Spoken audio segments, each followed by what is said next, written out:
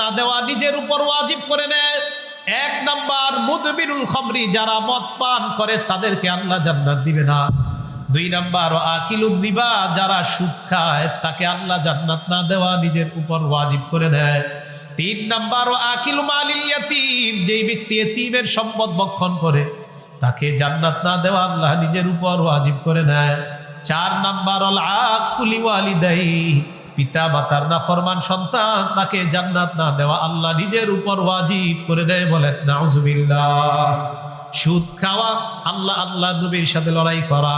2 number সুদ খাওয়া, কিয়ামতের ময়দানে পাগল অবস্থায় ওঠা। 3 নাম্বার সুদ খাওয়া, কিয়ামতের ময়দানে আপনার গলায় ফাঁস লাগায় উঠানো। 4 নাম্বার সুদ খাওয়া, আপনার এলাকার জন্য আল্লাহর আযাব বৈধ হওয়া। 5 নাম্বার সুদ খাওয়া, আল্লাহর পক্ষ থেকে এলাকায় খাদ্যের অভাব লাগান। 6 নাম্বার সুদ খাওয়া মানে আপনার পেটটা বিশাল বড় বাড়ির মতো, পেটের মধ্যে সাপ দেখা যাওয়া। 7 নাম্বার সুদ খাওয়া, আপন মায়ের সাথে ব্যভিচার করা। 8 নাম্বার সুদ খাওয়া মানে হলো দুনিয়া ধ্বংস, আখিরাত ধ্বংস করা।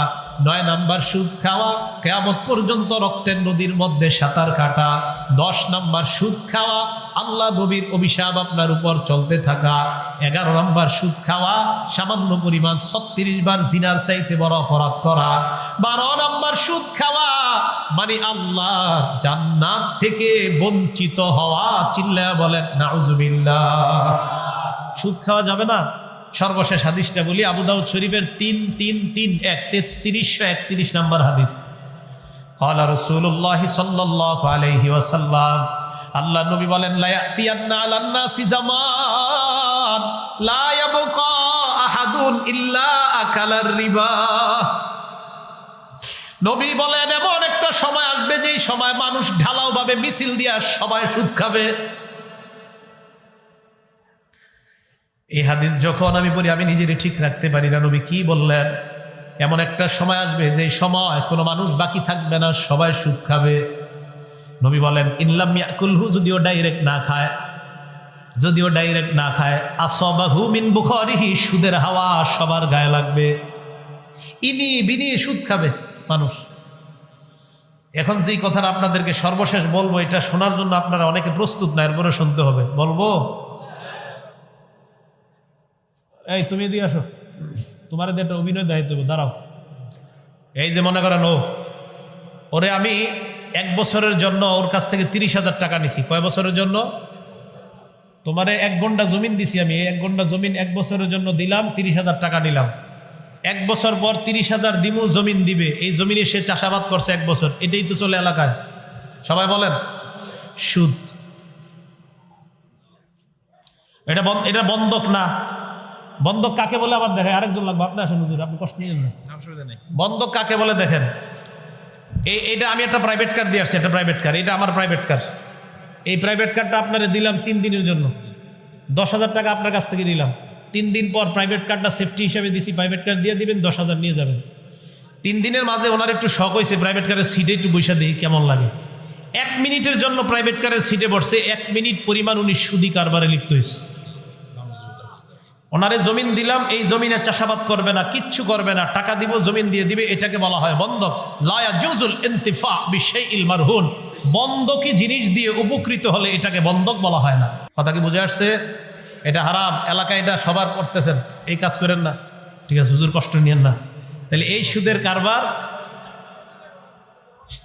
হ্যাঁ মাশাআল্লাহ, ভালো কথা। শেষের দিকে 500, 1000, 2000 কিছু দিয়ে দিলে হবে। এটা বাউতামি, এটা বাটপারি, এটা আরো ভয়ঙ্কর অপরাধ। জায়েজ নেই। লিজ জায়েজ। লিজ, এই মাঠটা আপনাদেরকে ভাড়া দিব 1 বছরের জন্য, 50,000 টাকা দিবেন, বাস। এই টাকা আর পাবেন না, এটাকে বলা হয় লিজ। তাহলে জমিন দিলাম, টাকা নিলাম, আবার 1 বছর পর টাকা দিব, জমিন দিবেন, আর 1 বছর চাষাবাদ করলেন, এটা সুদ। জায়েজ নাই। ওনারে আমি স্বর্ণের চেন দিছি, আপনি রাখেন বন্ধক। 10,000 টাকা নিলাম, উনি 10 দিন স্বর্ণের চেনটা রাখছে। ওনার মেয়ে এসে, আব্বু একটু চেনটা পইরা দেখি। ওনার মেয়ে সামান্য সময়ের জন্য বললে উনি সুদি কারবার করবেন। সূরা বাকারার 275 নং আয়াতের এক অংশে আল্লাহ বলেন, ওয়া আহাল্লাল্লাহুল বাইআ ওয়া হাররামার রিবা। ব্যবসার পদ্ধতিতে যে লাভ, এই লাভকে আল্লাহ হালাল করেছেন।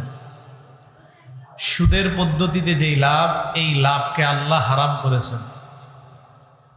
সবাই বলেন তো, ব্যবসাকে হালাল করেছেন কে?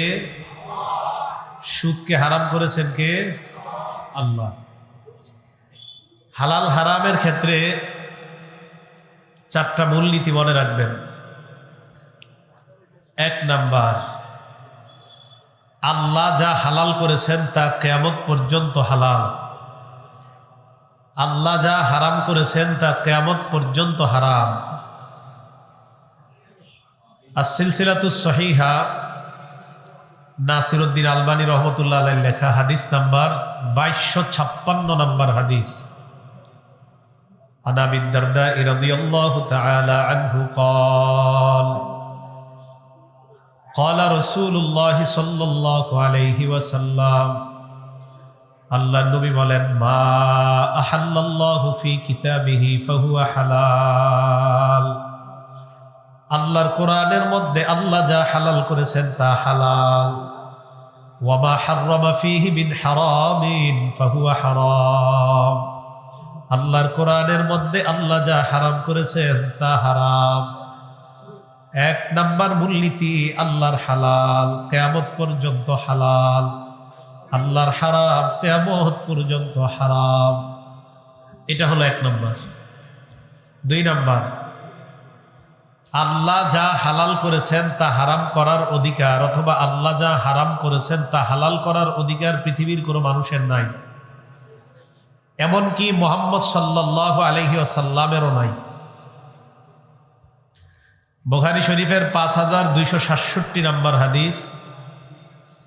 হাদিসের বর্ণনাকারী আম্মাজান আয়েশা সিদ্দিকা রাদিয়াল্লাহু তাআলা আনহা। আম্মাজান আয়েশা সিদ্দিকা বলেন, কানা রাসূলুল্লাহ সাল্লাল্লাহু আলাইহি ওয়াসাল্লাম ইয়ামকুসু ইনদা যায়নাব ইবনাতি জাহাশ রাদিয়াল্লাহু তাআলা আনহা। আম্মাজান আয়েশা বলেন, আল্লাহর নবী যায়নব বিনতে জাহাশ রাদিয়াল্লাহু তাআলা আনহার কাছে দীর্ঘ সময় অবস্থান করতেন। ওয়া ইয়াশরাবু ইনদাহা আসালা, তার কাছে মধু পান করতেন, মধু। আম্মাজান আয়েশা সিদ্দিকা বলেন, আল্লাহর নবী যায়নবের কাছে দীর্ঘ সময় থাকাটা, এটা আমি আর আমার আরেক সতীন হাফসা, আমরা দুজন ব্যাপারটা পছন্দ করি নাই।